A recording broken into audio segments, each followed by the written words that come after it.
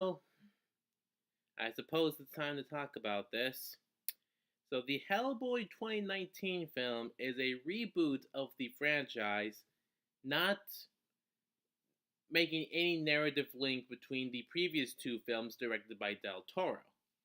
Now, while those two films starred Ron Perlman as the title character, David Harbour takes on the role of Hellboy, and you might know him most recently as the Sheriff Hopper character from Stranger Things. Now he takes on the title character of Hellboy as he is sent to England to take on the Blood Queen and to find out what his destiny is and figures out if he is going to become that bringer of the apocalypse as is foretold. Now, this film, previous to the first trailers coming in, people were pretty hyped about this film. With, and now of course, we're all going to be still wishing that we get the third Del Toro Hellboy film that would have wrapped up that story. But this sounds like it could be pretty damn cool and awesome. I mean, it was going for the R rating, it's having a more horror like aspect to it, and the makeup for Hellboy looked pretty damn awesome. So, can't wait to see what this one brings. Sadly, it did not do so well. Let me start by talking about some of the few positives I did like about this film. First off, David Harbour. I really liked him in this role. He does a great job. Now, of course, I will always prefer Ron Perlman, but David Harbour brings in a similar yet different enough take that has enough differences and likability about him to stand on his own. So, good job to him. As far as any other characters, I kind of like the character of Alice. Uh, Another character, Major Daniel, I'm neutral on, leaning towards kind of liking him. And there are a couple of song picks, a little more closer to early in the movie, that I thought were pretty good song picks. A couple of score choices I thought were pretty good. And there are a couple of standalone scenes that I liked either because of the absurd action that was going on screen or because there was a good atmosphere in that scene. However, when you put it all together and look at it as a whole, it's a bad film.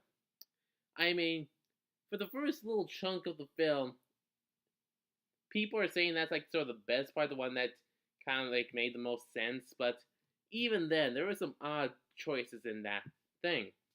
I mean, it was quite clear that while swearing R-rated films isn't a bad thing and can be used pretty well, there is a good amount of swearing that's really just there just for the characters to swear.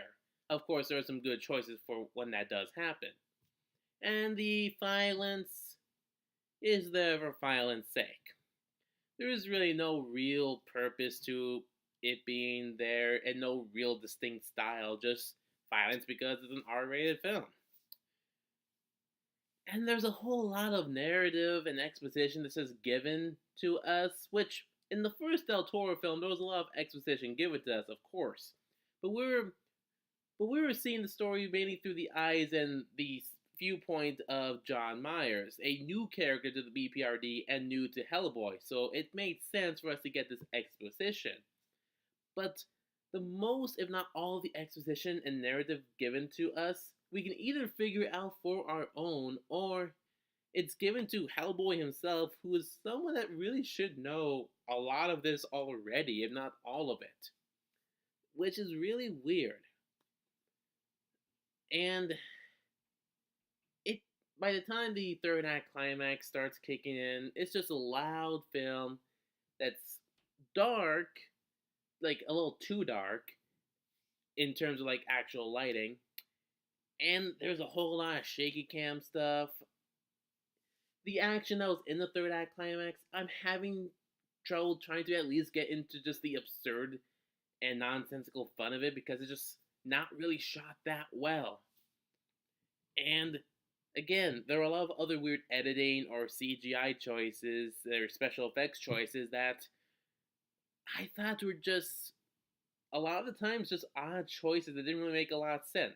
Now there's a lot of actual cool shots in this film. While the CGI for a lot of it may not exactly be great, you still liked how cool it could look. I mean, like I said, the makeup for Hellboy is practical makeup and looks pretty damn awesome.